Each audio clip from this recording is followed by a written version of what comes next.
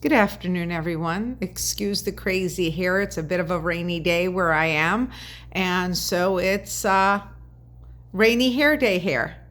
Anyway, I'm back to congratulate former President Donald Trump and hopefully future President Donald Trump on his overwhelming victory on Super Tuesday a few days ago. I cannot begin to explain how absolutely overjoyed and thrilled I am to see that the people smartened up and woke up and voted for President Trump to be the Republican nominee for the 2024 election. That does not discount the fact that I still very much like Ron DeSantis and Vivek Ramaswamy and even Tim Scott.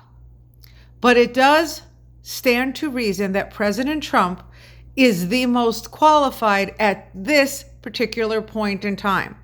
And I seriously hope that he will strongly consider any and all of the aforementioned, including, may I add, Dr. Carson from his previous administration for positions of prominence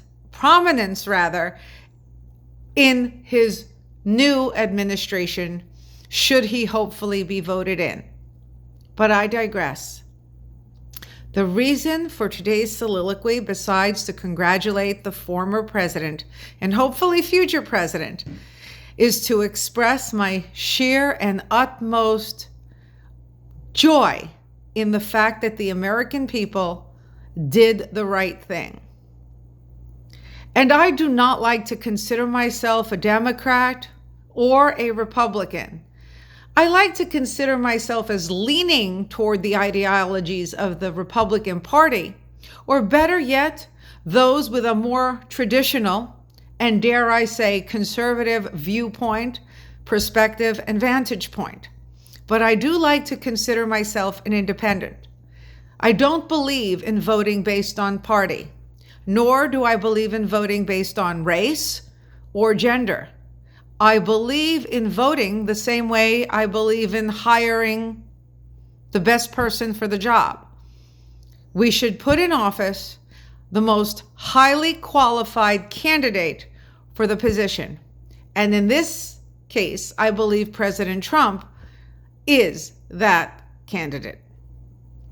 However, I am also here again today to suggest that as thrilled and overjoyed as I am, and as much as I will continue to throw my support behind President Trump, I am terrified for what lies ahead. I am optimistic, yet somewhat trepidatious and afraid to be hopeful. Why? Well, because President Trump has set out to do something that I personally and firmly believe is virtually almost impossible and improbable to do.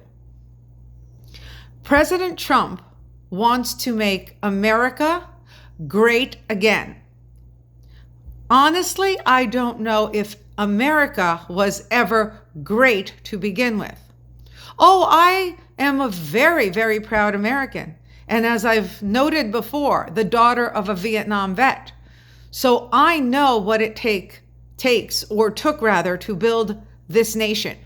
I know what our founding fathers intended. But then again, the road to hell was paved on good intentions. I don't believe that America was ever that nation that was as great as the European nations from which many of our people of our country, men and women, fled from. It was never as great as Greece or Italy or Paris, France. I think we lack the savoir-faire and the je ne sais quoi that they possess. We do not, at least in big cities like New York, have the absolutely outstanding piazzas and elegant stores. Some elegant stores in Manhattan, but those days are long gone. So as I noted, we don't have the piazzas and the elegant stores and the cobblestone streets and the multicolored buildings with amazing architectural integrity, the statues, and the list goes on. We are mostly a nation of decaying old buildings, granted, much better built buildings than the buildings that are being built today, but still decaying old buildings that are a sad representation of what they once stood for. In fact, our government buildings are crumbling and falling apart. Once upon a time, and I do remember that time, you could walk into a hospital or a government building, or even a school, and you could literally smell the cleanliness. And now you don't smell anything except perhaps for devastation and sadness. I don't know what has become of America and or how President Trump plans on fixing it to make America great again, or to attempt to make her great. In fact, his job would include not only redeeming her in the eyes of the world, but saving America from herself. America has transformed itself into a nation that has given up on itself. A nation that no longer cares about her looks or her reputation or how the world perceives her. She has become a comical laughingstock on the world stage, and she doesn't care because she's only there to please herself. And in all honesty, I don't know if America is living up to what her standards once were. We have a nation that is falling apart. And President Trump, as I noted, would not only have to save America on the world stage, but save America from herself. He would have to change the trajectory of not only our country, but of each and every state and each and every individual. He would have to not only live up to his promises of securing the border, dealing with the fentanyl crisis, a crisis that should be non-existent except for the fact that America, and mostly her people, as the people across the globe, have given up on themselves. There would be no fentanyl crisis if people were not desperately looking for outside influences to help them enjoy life. Influences that are unnecessary to enjoy life. Life has always been hard. Life has always been difficult. Life has always been disappointing.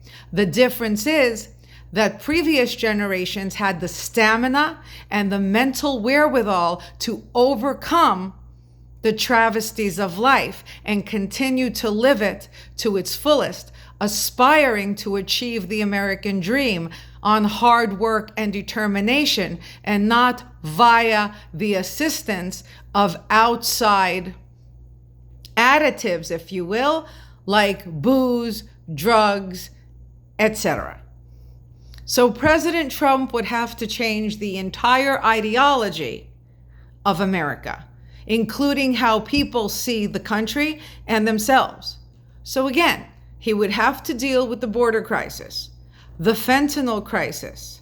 He would have to deal with the types of individuals who are seeking to come here for a free ride, rather than those who came here like the founding fathers and our forefathers to work hard and contribute to making this nation a better place, to bringing good ideas from their parts of the globe to our country to help improve it, rather than to come here looking for paltry handouts from the government so that they can do less but receive more. President Trump would also have to deal with the declining ideologies that are permeating and pervasive throughout our school system. He would have to address the fact that we remain unnerved by the fact that our school children are being indoctrinated with some of the worst ideas ever. That we are condoning CRT, LGBTQ ideologies, and even graphic sex talk within the classroom. Does anyone realize that just a few hours to the north, in our northern border, some schools, at least that's what I've heard, and I know some people up there, are teaching children not only the birds and the bees, but the subtle and intricate nuances of the birds and the bees, including how to perform anal sex at a very young and tender age, which is completely unnecessary regardless of your preference. So President Trump would have to deal with the school system.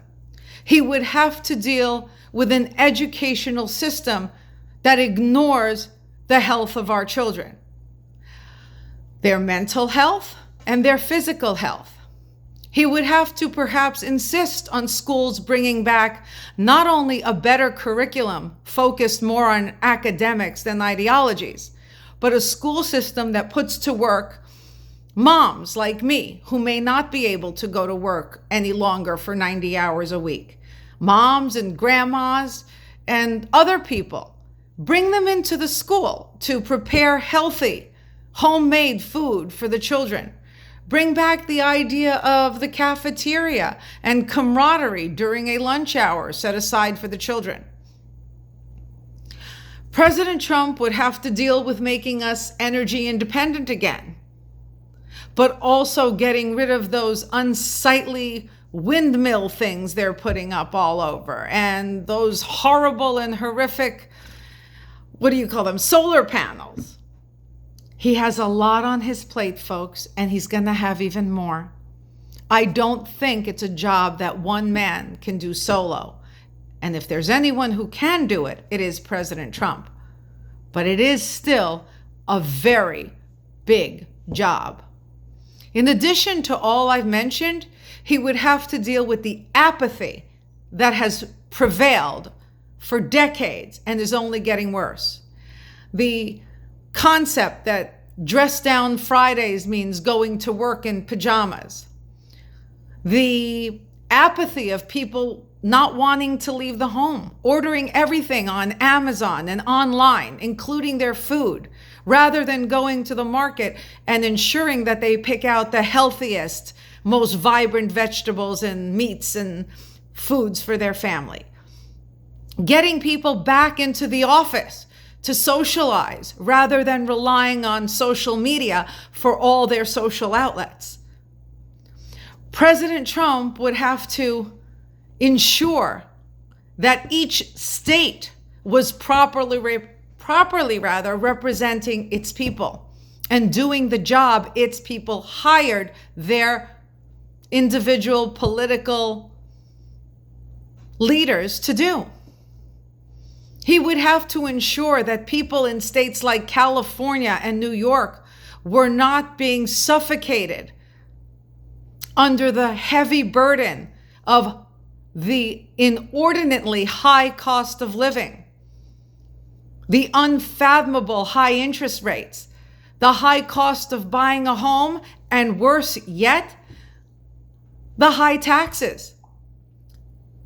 He would have to insist that those governments lower taxes to the likes of states like Mississippi, Kentucky, the Carolinas, where a 10,000 square foot home on 10 acres of land costs the homeowner maybe $10,000 a year in property tax, not the $40,000, $50,000, $60,000, and $70,000 it often costs New Yorkers. President Trump would have to ensure a medical system that cures disease and not gives license to doctors and nurses to become glorified drug dealers, pushing pills that mask the illness but don't do anything to help cure it. President Trump has a lot on his plate.